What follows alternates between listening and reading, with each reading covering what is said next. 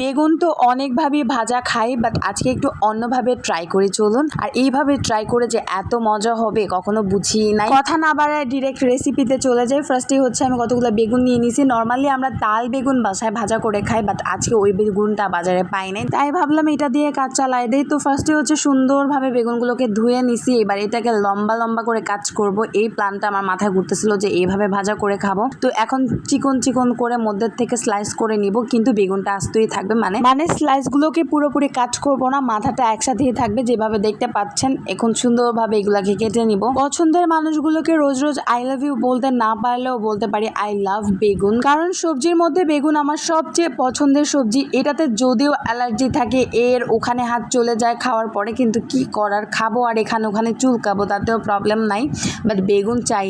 এখন হচ্ছে আমি এখানে মশলাটাকে রেডি করে নেব। ফার্স্টে হচ্ছে আমি ধইনা পাতাকে সুন্দরভাবে ব্লেন্ড করে একটুখানি নিয়ে নিচ্ছি। তারপর হলুদ গুঁড়ো, মরিচ গুঁড়ো, সামান্য লবণ আর একটুখানি টমেটো সস, আর এখানে একটু ব্রেড ক্রাম বাকি ছিল, ওই যে আমি কাবাব বানাইছিলাম ওইটার, এটাকে সুন্দরভাবে এটার সাথে মিক্স করে নিচ্ছি। টাকা দিয়ে কিনছি তো ভাই, ফেলে দিয়ে লাভ কি। আম্মুর কথাগুলো ঠিকঠাক ভাবে গায়ে না মাখালে কি হবে, বেগুনের গায়ে মশলাগুলো খুব সুন্দরভাবে মাখায় নিছি। প্রত্যেকটা পিসের মধ্যে একদম ঢুকায় মশলা মাখায় দিছি। যে কোনো কিছুর গায়ে মশলা যদি সুন্দরভাবে লাগানো হয় খেতে কিন্তু অনেক বেশি মজা হয়। এখানে কিন্তু আমার সবকিছু রেডি, এখন জাস্ট ডুবু তেলে সুন্দরভাবে ভেজে নিলেই হয়ে যাবে। তো এখন আমি চুলার মধ্যে প্যান বসায় তাতে দিয়ে দিব পরিমাণ মতন তেল। তার উপরে আগে কাবাবটা ভেজে নিছি, আর ওই তেলের মধ্যেই বেঁচে যাওয়া তেলে আমি এখন বেগুনটাকে সুন্দরভাবে ভেজে নিব। আর এখানে ভাজার সময় সুন্দরভাবে বেগুনটাকে একদম ছড়ায় দিছি, যাতে করে বেগুনের প্রত্যেকটা পিস একদম লাল লাল করে ভাজা হয়ে যায়। যে কোনো কিছু ভাজাভুজি কিন্তু মোটামুটি একটা ধৈর্যের কাজ, আর এটা একটু ধৈর্য নিয়েই ভাজতে হয়। তাই আপনাদেরকে ছোট্ট একটা ট্রিক্স শিখাই দিই।